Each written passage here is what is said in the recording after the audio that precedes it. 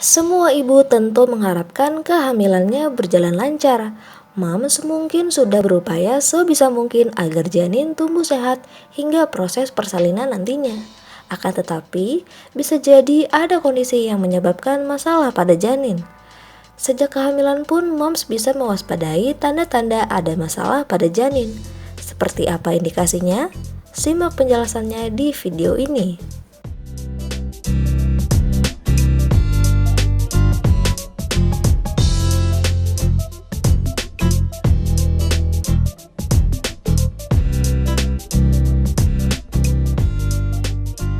Banyak masalah kesehatan bayi yang bisa dideteksi sejak kehamilan berlangsung.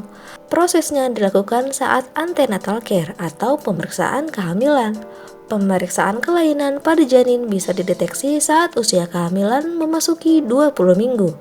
Mendeteksi kelainan pada janin dapat dilakukan dengan pemeriksaan darah laboratorium, pemeriksaan USG, amniosentesis atau pemeriksaan cairan ketuban, dan kordosentesis atau pemeriksaan darah janin lewat vena tali pusat. Lalu seperti apa indikasi kehamilan dengan janin yang mengalami kelainan bawaan?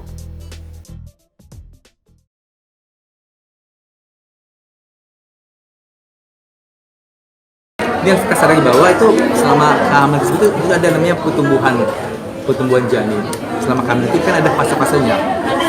Semester 1 organogenesis, semester kedua, dan semester ketiga. Itu kan kita pemantauan selama proses tersebut. Selama proses dalam kita nggak bisa intervensi. Itu berlangsung secara alamiah. Seleksi alam sudah berlaku. Artinya kita pantau pertumbuhannya.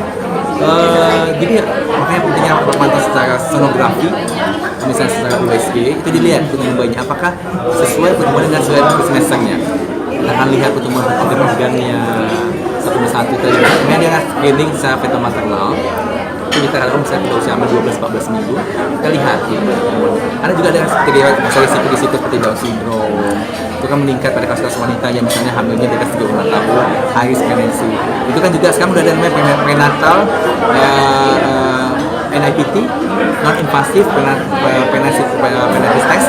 Itu dilihat untuk bisa melihat dari ibunya, melihat apakah bayi ini ada risiko nggak untuk karena pada bawaan atau misalkan kromosom pada bayi. Sekarang sudah ada pemeriksaannya.